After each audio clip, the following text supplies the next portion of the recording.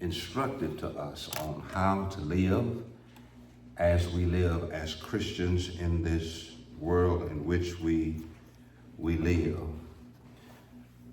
And I wanted to really kind of give some context to this particular verse before I get too deep in it, because this verse I have preached before in Matthew chapter 9 Mark chapter 9 verse 25. I really wanted to give this chapter some context and this verse some context, because in others that we have discussed, we've been looking at what Jesus said to people. He had conversations with people. We looked at the conversation he had with Nicodemus. That conversation was interesting because Jesus dealt with him on his level in which he sought Jesus. A highly intellectual man wanted to have a simple conversation about salvation, and Jesus engaged him and talked with him and to help him get to a place where he could believe in salvation. He's been talking to people, but now he's talking to an unclean spirit. If I had time, I'd explain to you that an unclean spirit is a demon. And Jesus can't talk to demons. And if we would really give our mind a spiritual view of the world in which we live, we will all agree that demonic activity is on the increase. Amen. Lee Daniels' movie, Deliverance, don't watch it, because it is demonic in nature, and it is seeking to delve into a demonic experience. It is based upon a true story about demonic powers that possess a house, and then people move into that house, and those people are now influenced by the demonic power that exists in that house. And really the theory of the movie is this: if you open the door to a demon, he'll come right in. All right. The old church said it like this: don't let the devil ride. Because if you let him ride, he eventually gonna wanna drive. Don't let him ride. And the movie is trying to tell us not to let the devil get a foothold into our lives, and that's important. You don't need to give any room for the devil into your life. And don't dabble into the demonic. And you say to me, Pastor, I would never dabble into the demonic. I can tell you that you do flirt with it because you believe in horoscopes and your astrological signs. And that is, in a sense, dealing into the world of the unknown. Now, let me get this point to proven and validate this point first before I get into the text, because you might not even believe that there is an unseen world. In an unseen world, we wrestle not against flesh and blood, but we wrestle against principalities and powers and spiritual wickedness in high places. Now, all of us believe in the Holy Spirit. We believe in Jesus Christ. That is from the world above. But you also got to believe that there is a world beneath, because Satan and his demonic angels and angelic angels that rejected God were cast into utter darkness. And they are still operating, trying to mess up what God started. And they are trying to demonically possess people. And they are trying to get people to turn their hearts from God. Satan himself got a third of heaven to rebel with him against God himself. And I really need to explain this to you, that the devil is at work. And then I'm going to say something controversial. It's real controversial, but I'm going to say it anyway because I'm controversial. A lot of these behavioral problems that we're seeing in children, and we have a psychological diagnosis for them, they are not psychological, they're demonic. Because in order to go into a school and open fire on people and shoot them without a conscience, that has nothing to do with any mental disease. That is demonic in nature. Because the devil comes to kill, steal, and to destroy.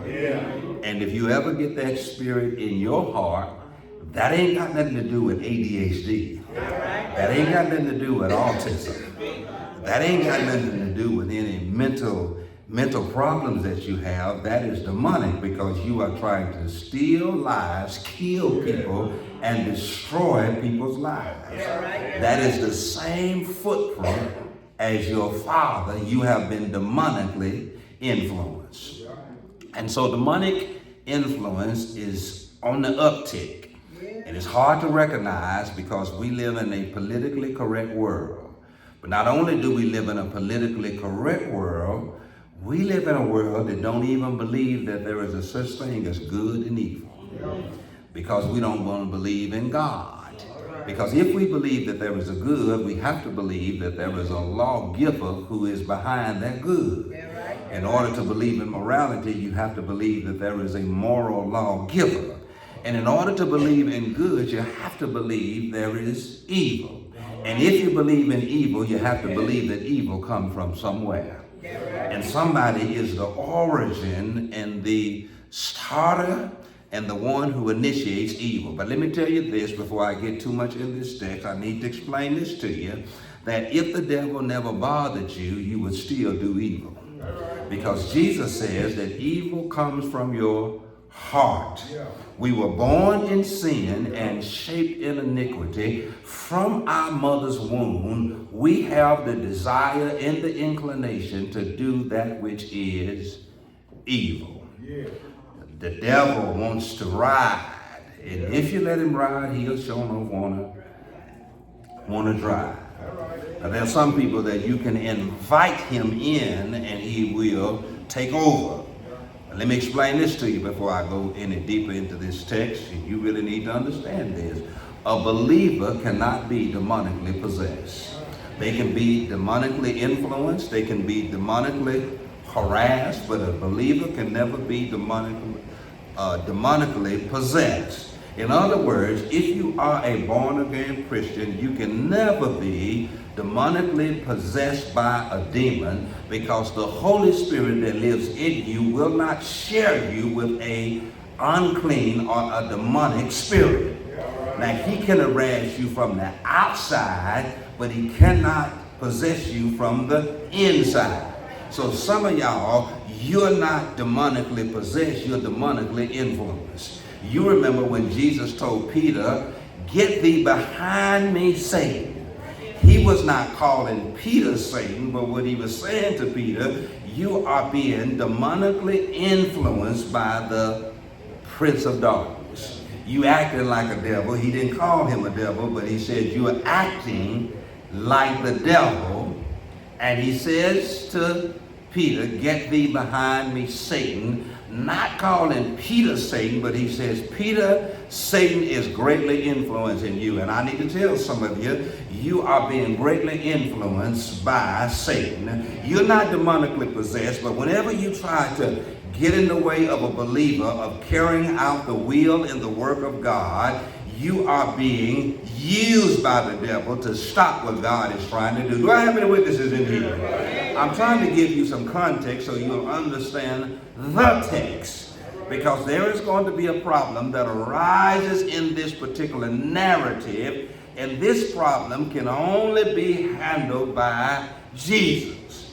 Now, I need to go ahead and stop parenthetically and explain to you this. There are some problems that affect the human existence that only Jesus can fix.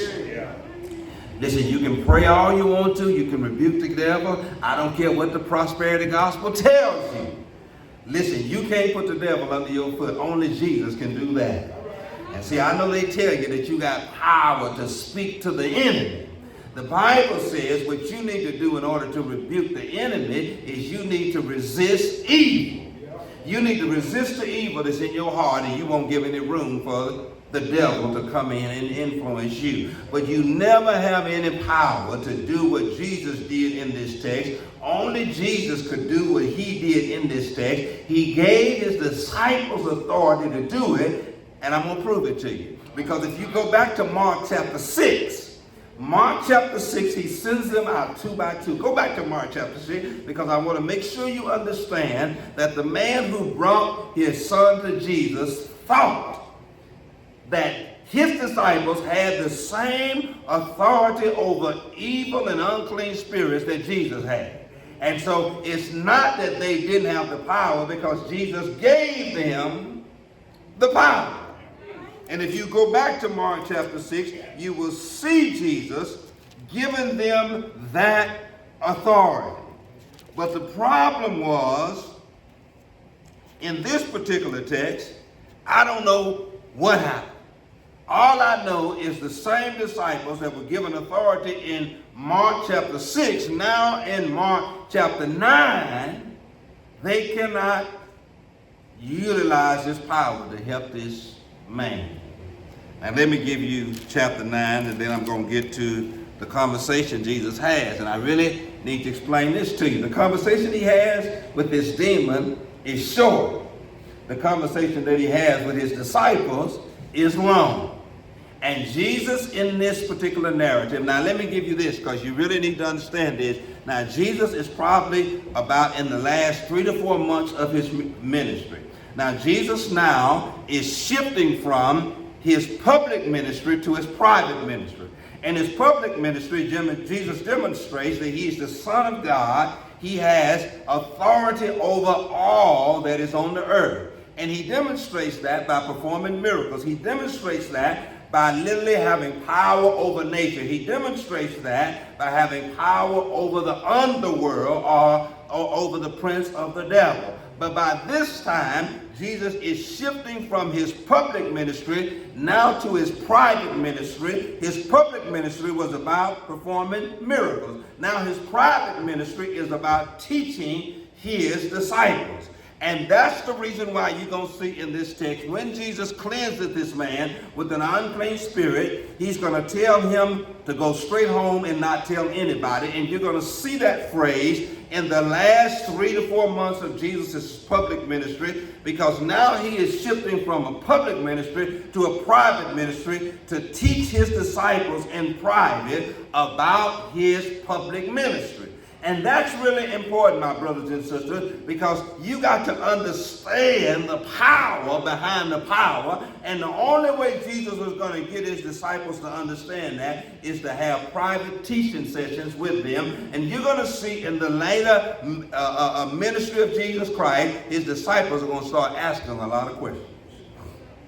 Because Jesus is going to start doing a whole lot of things that they just don't understand. And they're going to try to get clarity. So Jesus is now teaching them in private. A lot of things are going to happen that only the disciples and Jesus are going to see. Because chapter 9 opens with a very private moment that is shared with us to give us some context of what the disciples experienced when they were in the private time with Jesus in his ministry.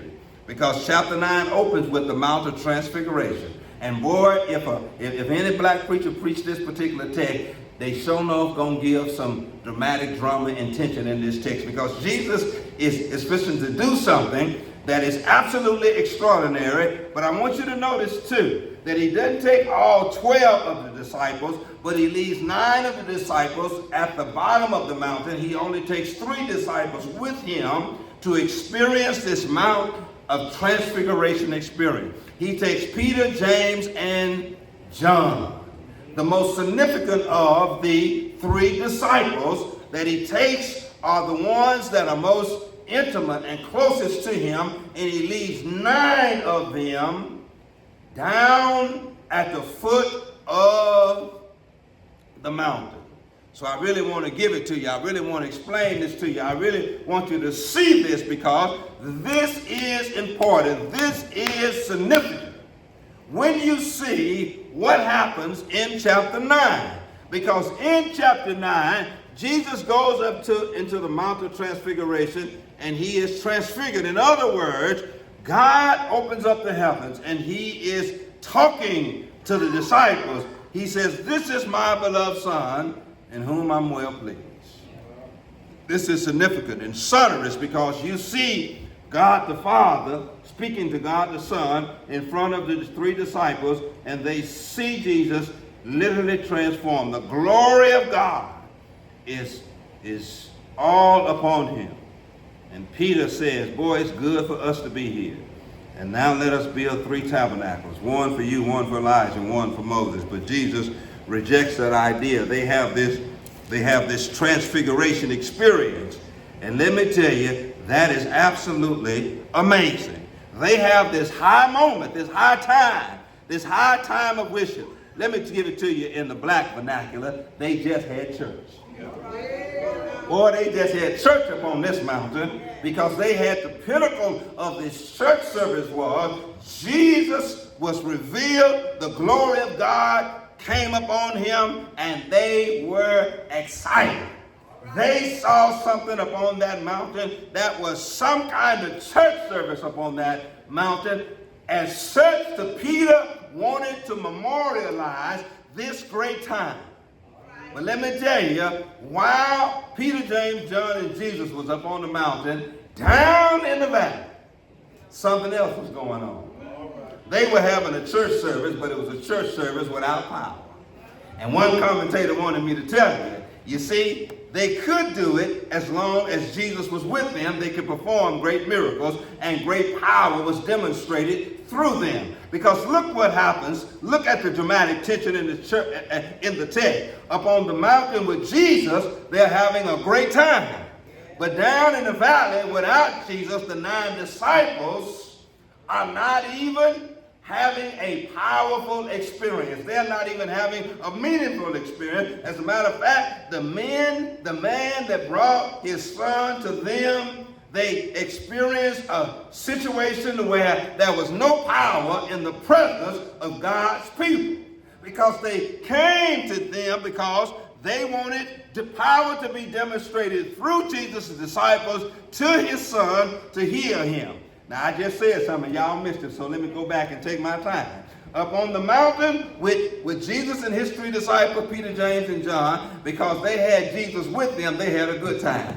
But down in the valley, they didn't have Jesus with them, and they had a powerless worship service, a powerless meeting, because they didn't have Jesus.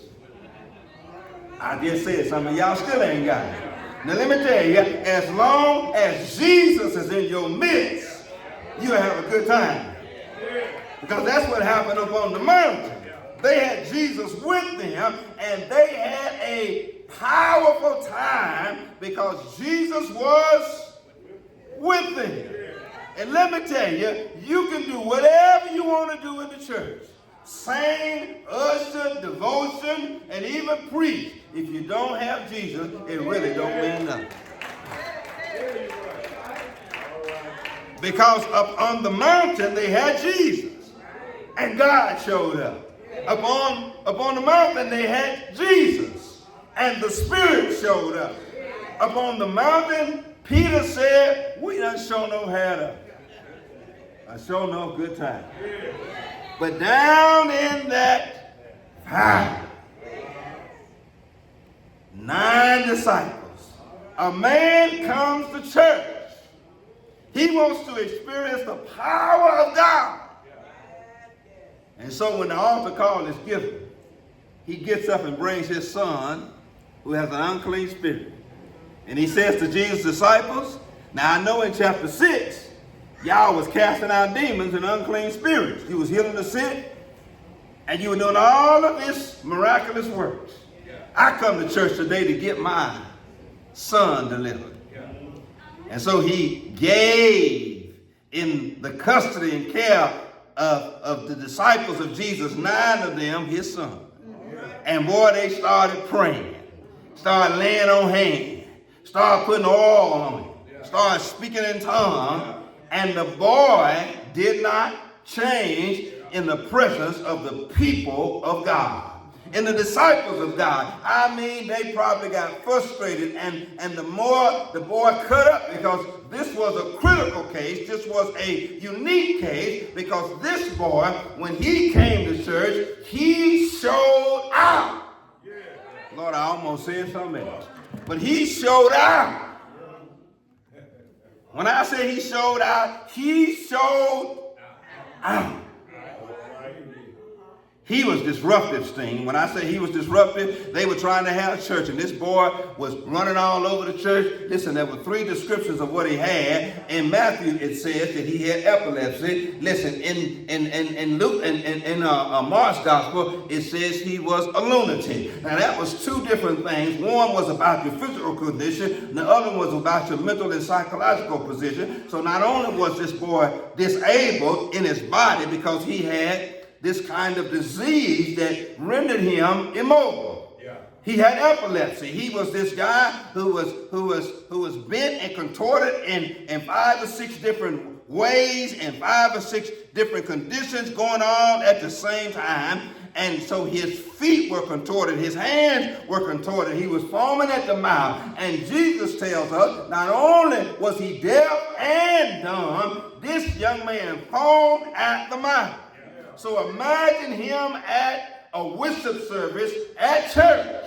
Most people were afraid of him. And so this man said, I got to get this boy some help. Boy, I would stop right here, Brandon, and say something, but I'm scared the folk gonna get mad at me. There's some crazy, unpredictable lunatic cheering you guys. You need to get them you need to get them to Jesus. Because sometimes when you reach a place where you can't help your children no more, stop trying and turn them over to. Do I have any witnesses in here? When your children driving you crazy, making you stay up all night, spend all of your money, your resources, and when you can't get peace of mind, it's time to give your children over to. Don't drive yourself crazy, let them drive you crazy. You got to know when you will have done all that you can do. Don't let your children drive you. Let them go. Bring them to Jesus. And this man said, I'm taking my boy to church. And since Jesus' disciples, and I tell you, I can imagine the disappointment. I'm trying to give Sinitra some tension in the text. The tension in the text, he thought Jesus was there. Yeah. So he brought his son to church. He knew the disciples were there, so he thought Jesus was there with the assumption that since his disciples are there, Jesus must be there. Yeah. And I don't want any of y'all to assume because you came to church this morning with the people of God that Jesus is going to show up. Because not everybody in here got that kind of connection with him. Yeah. Now, I need to tell you, you need to come to get to know the Lord for yourself. Yeah. Don't depend on the people that are here to get your connection. You better get your connection because you come here looking for him. Yeah. Because people will make you miss Jesus because you looking at them. You come to church with the assumption that everybody in here saved, everybody in here right, everybody in here can get in contact and touch with Jesus, but that really ain't the truth. Because these were Jesus' disciples and they could not tap into the power of Jesus. Boy, now I'm finna say something. Because I'm finna help some folks. Now, just because you come to church and just because you come among the people of God and you don't get what you need from Jesus, don't leave. Just stay until Jesus. Man, I just said something. And see, this man could have left in frustration. Because when he got there, he didn't get what he needed. He could have took his son and left. But somebody said Jesus was on that mountain with 3 of his other disciples. So this man said, well, I just wait on. I'm going to just wait on Jesus. I ain't going to leave the church. I ain't going to leave this place. I'm going to wait on Jesus. And boy, I need to tell somebody, you might be going to a crazy church with crazy people, but don't leave the church. Wait on Jesus.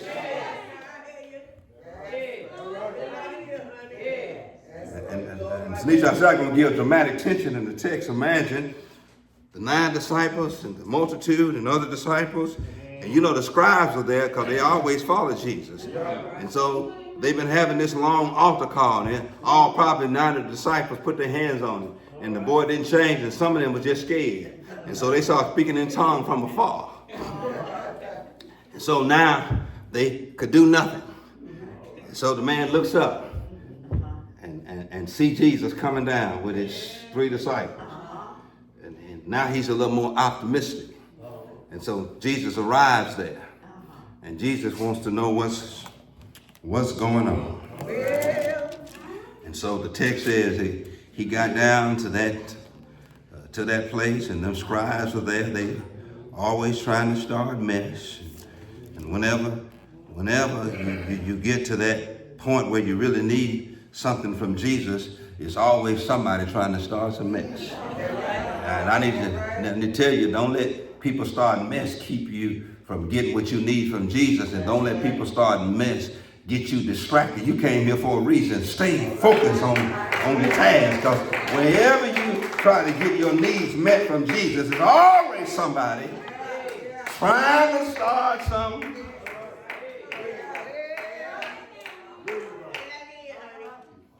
Trying to start some mess. And so, verse 14, and I'm going to give you this, and I'm going to go to my seat. And around when Jesus came back, they saw a large crowd, and some of the scribes were arguing with him. See what I'm saying? Trying to get him distracted. Now, boy, if I had time, I'd explain this to you, Sister Dora, because this is important. Because, see, there was an argument from the scribes with Jesus' disciples, trying to get the man who needed something from Jesus distracted and trying to really throw a curveball. But don't let people in your situation, if you really need something from the Lord, get you distracted. And then they was trying to get the focus off of the man in his needs to their needs. And people did that. And that's what they were doing in the text. And Jesus saw all of this confusion. And so they were amazed, and they ran up to greet him. And Jesus said to them, what y'all talking about? And boy, let me tell you, that Jesus always want to know what you're going through. He knows confusion when he sees it. He knows that this situation is a chaotic situation. He has the perception to see it. And so he sees it. And then this man comes to him, warning the crowd, according to verse 17. It says, Teacher, I brought my boy possessed with an unclean spirit. And he's mute, that has made him mute. And he sees it, and it throws him on the ground. He foams at the mouth. He grinds his teeth, and then he just fall out. And I took him to your disciples to cast it out, and they could do nothing. Boy, I can tell you, I could preach this one series on this, because there ain't nothing worse than a powerless church. Listen, a powerless church is like going to a bank that ain't got no money.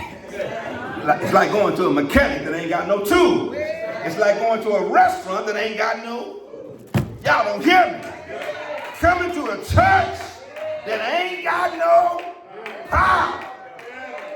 And so many churches, you go into them, they got praise and worship. They can shout you all over the church. Got good singing, got good preaching, but they ain't got no.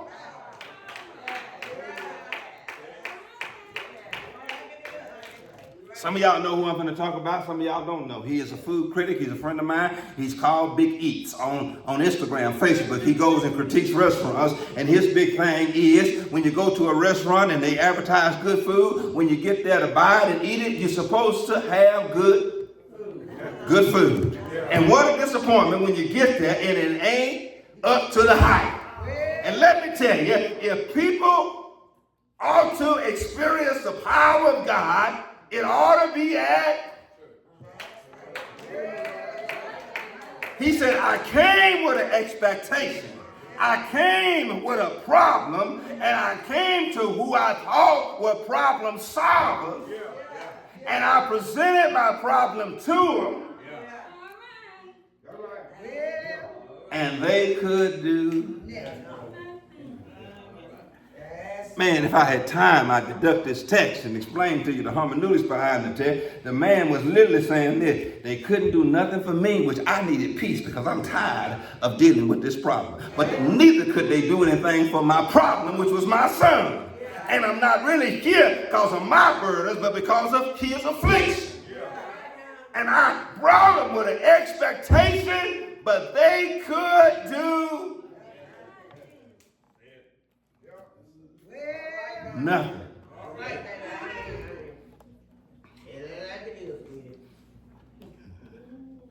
And Jesus says, "Oh, ye unbelieving generation, how long shall I be with you?" And I love this, boy. I'm going to tell you something. You better understand the language in verse number 19, because see, there's something in there. He's not speaking to the man who came. He's not speaking to the boy with the unclean spirit, but he's talking about those who are believers. He says, "How long shall I be with you?" But I love this next phrase. He said, "How long shall I put up with you?" So see, that's what you got to worry about.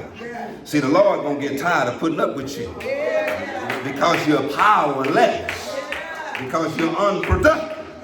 And see, the Lord gonna get sick of putting up with you. You don't think the Lord ever gets sick of anything. See, I get sick of you, but eventually the Lord will get sick of you because you show up like you're a Christian. You show up like you got power. You show up like you're really engaged. And then the Lord said, "How long shall I keep putting up with?"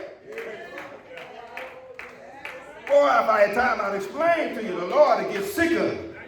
He'll get sick of you showing up here, not doing anything, getting involved in anything, and engaging people with problems and being productive. The Lord will get sicker. How long shall I put up with you? Forget y'all. Bring him to me. And then I'm going to have to give you what's in this text, and I'm closing. Jesus says, "Bring him to me."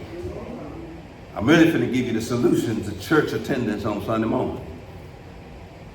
Boy, if I had time, I'd explain to you this. Don't let who's sitting in the pews distract you from getting your problem to Jesus.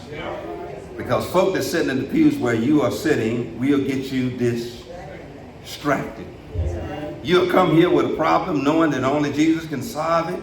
And then you'll engage some people in this church who will have you distracted because of their hypocrisy, because of their phoniness, because of their insincerity, because you know that they ain't right, they ain't real, and they're not here because they love Jesus. They just here because they want to maintain their church membership and they want to look good to the community to maintain their membership, but they don't come here deeply rooted and deeply connected with Jesus.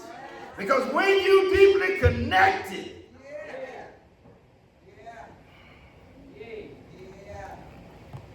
deeply connected to Jesus, and Jesus says, "Bring him to me."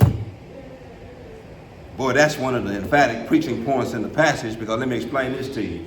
If you got a problem that you can't handle, that's causing you problems, that is a problem to you, that you know is too great for you to carry and handle anymore, I'm simply telling you, bring it to Jesus.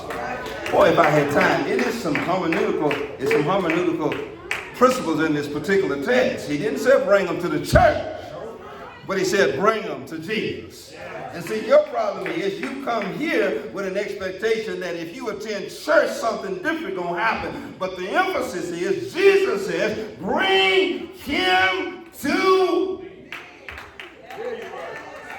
That in the shadow of these people in this church this morning, in the shadow of me, these deacons, this choir, these ushers, these mothers, in the shadow of all of us, Jesus is in the house.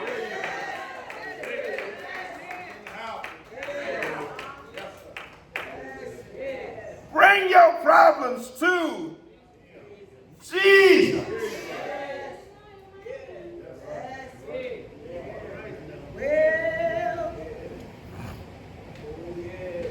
I was eating at a restaurant called Park Heights, and they didn't give me good customer service. My food wasn't good, and then they got an attitude.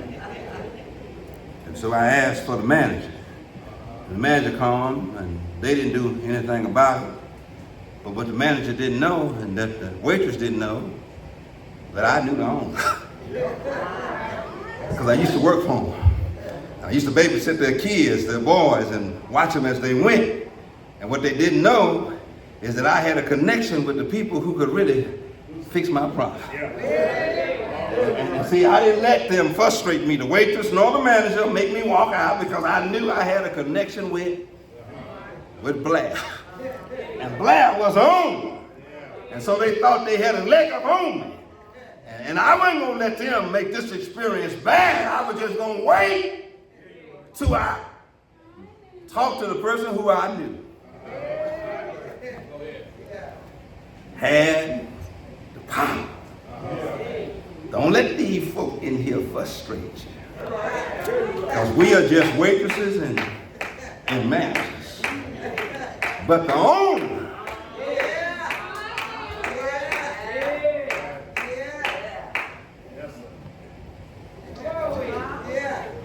just a little talk with Jesus. Tell him all about you. He will hear your faintest cry, and he'll answer.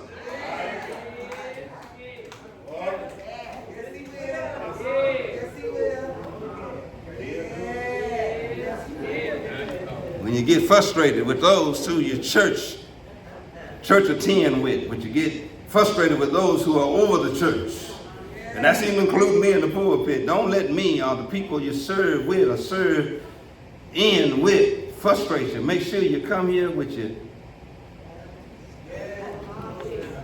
music. Is the best way African Americans express themselves, and Mahalia Jackson explained the difference between a hymn and a Negro spiritual.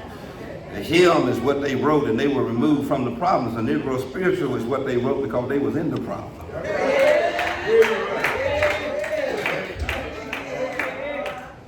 And so here's the Negro spiritual that you ought to use when you come to church this morning. I woke up this morning with my mind.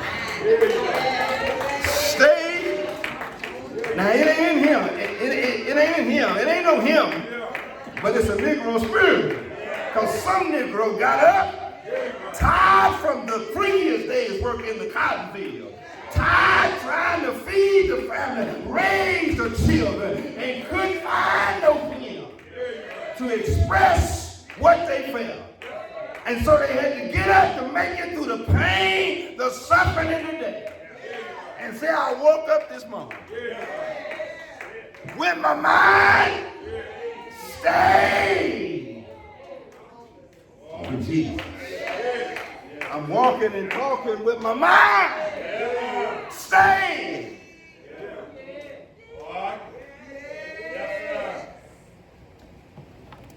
on the Lord. I'm trying to explain to you that if you come with that mindset, don't get caught up in the people you worship with. Don't allow their shadows to blot out the light of Jesus Christ when you come to church. Wake up this morning with your mind stayed.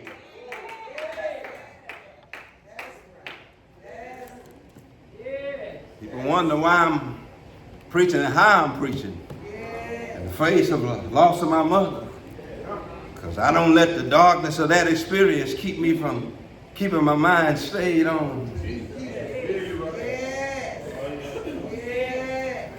I keep my mind stayed. A charge to keep I have, a God to glorify. And I got my mind. I woke up this morning with my mind. Even though that phone didn't ring at 7:31, 7:35, I kept my mind stayed on the Lord. Bring him to me. And so Jesus took over. Boy, that's another preaching point. Whenever Jesus show up, he'll take over. I don't care what has not happened. I don't care what's been happening. Just wait on Jesus. Well, y'all got to know when to shout. Let Jesus show up. And when Jesus show up, he'll take over.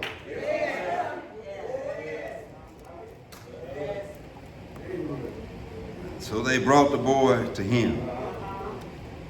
And when he saw him, immediately the spirit threw him into convulsions. Fell to the ground, began foaming at the mouth. Now I'm going to say something, Brother Stan. Y'all ain't, it's going to be tough to hear because, see, I love to really dive and swim deep in this. See, we think that whenever somebody really godly or spiritual anointed show up, they bring peace to a situation. But that ain't what happens. Whenever somebody who is shown up anointed and the Spirit of the Lord is with, it'll throw things into chaos. See, whenever you're anointed, see, you keep thinking that where you go, peace follows you. But no, peace don't follow you, chaos do. Because whenever light comes into darkness, the darkness has to run away. But whenever the anointed comes into the place of chaos where the evil spirits are taking over, it's going to cause confusion. But after the confusion, peace comes. And see, what we don't realize, the boy didn't settle down when Jesus showed up. The boy didn't calm down when they brought him to Jesus. He cut up. Ooh, I just said something. See, because we say this very, but we really don't believe it. Weeping may endure for a night, but joy. And what we don't understand about that phrase is this, Mr. Bilbo, is that the weeping come first and then the joy is after the weeping. And to see something, let me just give it to you like this, because see, you really don't get what I'm trying to say. Sometime before it get better, it get worse. Boy, I had somebody in here that so enough touch your heart, because you know that things in your life has gotten worse before they got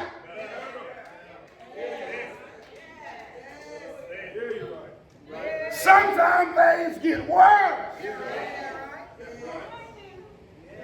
The devil intensifies his assault. Right before God finna bring about your breakthrough. Weeping may endure for a night, but joy comes in.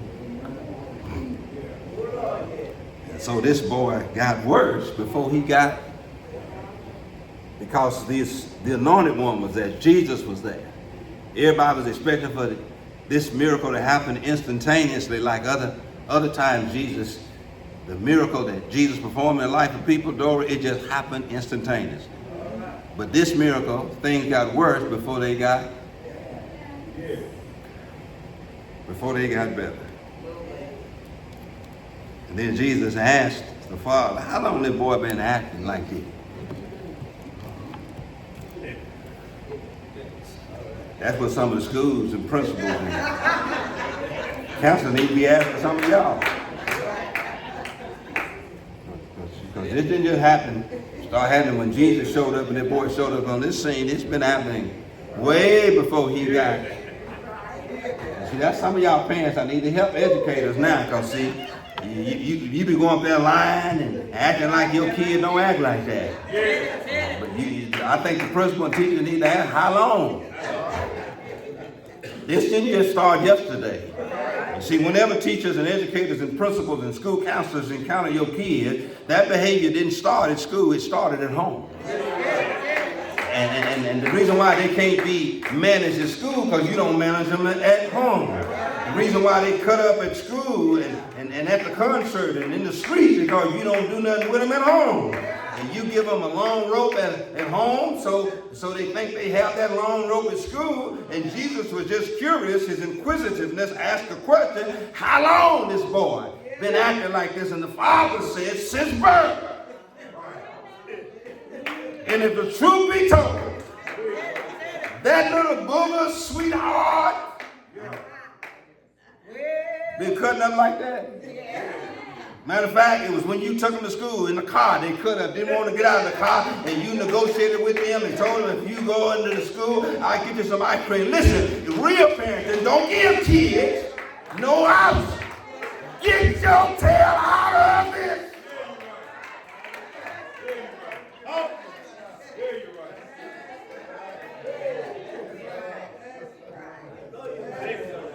And I hope the school do call me today.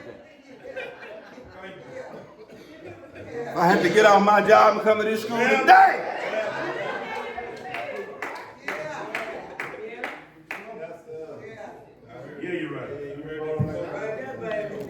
Jesus just asked the question. I don't want off script, but I'm just trying to help somebody. I'm almost finished. How long that boy been doing this from a childhood? He throw himself into the fire. This demon would throw him into the fire. This demon would throw him into the water to destroy him. And I'm almost finished. And the man said, it's been tough. Boy, I can really speak to some of y'all parents because you're having a rough time trying to raise your children. In the streets, trying to get them. It's hard. Because it's trying to destroy these demonic forces, unclean spirits. They're trying to destroy our children. And Jesus asked the question, and then the man says, but if you can do anything,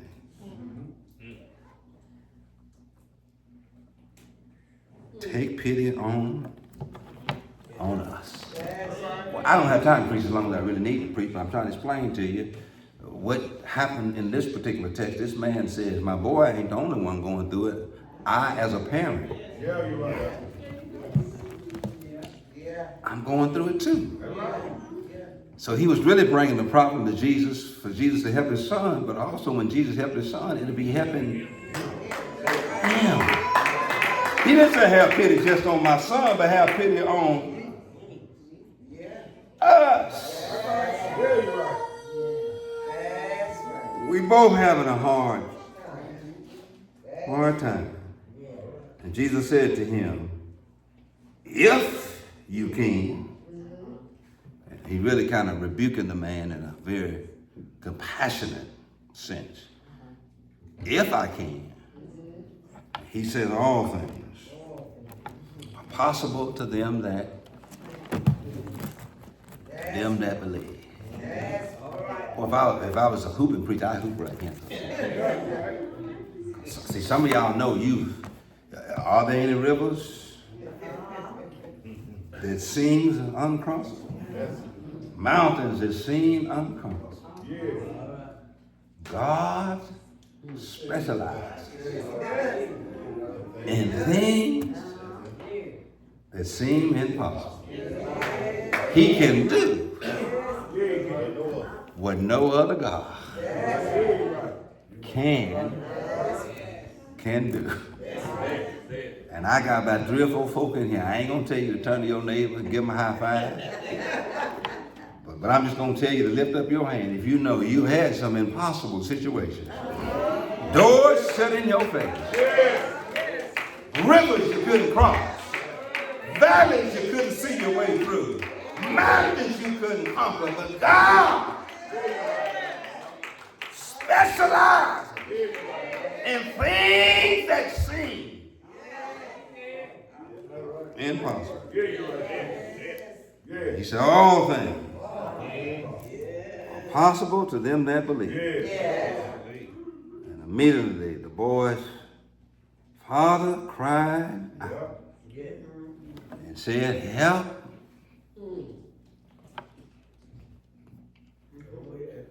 Help my unbelief. I don't have time to, because see, you can sometimes impose too much on the text. But let me say this, sometimes when you got a problem that seems impossible, and when you know Jesus is the solution, it's time to cry out and be noticed. Don't sit up in here like you ain't got no problem. Don't sit up in here like he's just going to answer your prayers without you crying out. Because the man cried out and said, help my unbelief. I'm struggling right now. Because I already had a situation where I brought him to church, brought him to your disciples, and did not happen. But you saying that all things are possible, help me with my unbelief. And the text said the man cried out and says, I do believe. And then Jesus, when he saw that the crowd was rapidly gathering, and one commentator, and I got to close, I really got to close when I say it, because that's important, because it says when Jesus noticed that the crowd was rapidly gathering, because I'm telling you, it was at the end of his public ministry, and he had shifted from a public ministry to a private ministry, and so Jesus did not want to attract a lot of attention when he done this particular miracle. And so when he saw that the crowd was rapidly gathering, he went ahead and expedited the miracle. Because he really didn't want a lot of people to be around when he performed this miracle. Y'all keep missing this stuff. And see, you think he need a lot of folk to do what he gonna do in your life. And see, sometimes he wants to bless you when a lot of folk ain't around and a lot of folk ain't looking. And see, because I can witness and testify, some of the blessings I got, which a lot of folk don't know that the Lord done that, but he did that. And see, it wasn't a lot of folk to witness it, a lot of folk to see it. But some of y'all know you've been blessed when nobody looking. Wasn't nobody around. And if you told it to somebody, they just wouldn't believe it. But if the truth be told, God did it.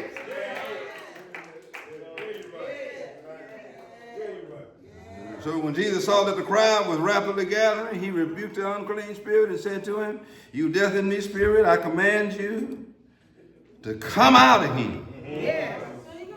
And don't enter him. Don't enter him again. Well, see, this is where I'm closing. Whenever the Lord put his hands on a problem, it's fixed. That's right. Yeah, you're right. Yeah, you're right. I told you about that experience at Park Heights, the restaurant I went to. And Blair told him, said, fix it again and bring it out to him. And I got through eating. The waitress bought me a bill. The manager apologized. And then Blair said, your food is because when the Lord fix something, he said, listen, you've been delivered. And this problem you got ain't gonna happen no more. Because when Jesus fixes,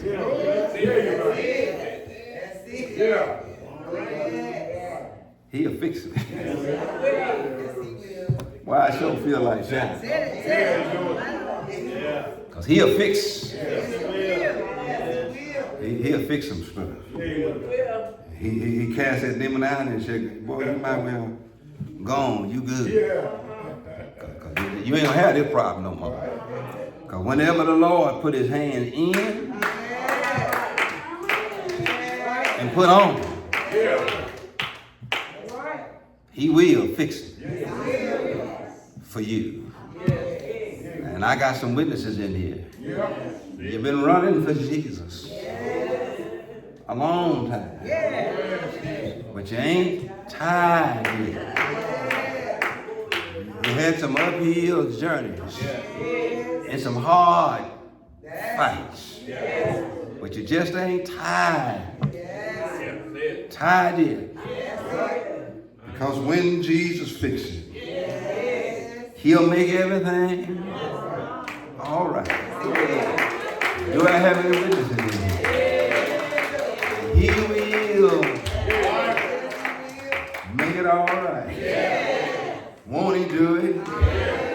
Won't he make it all right?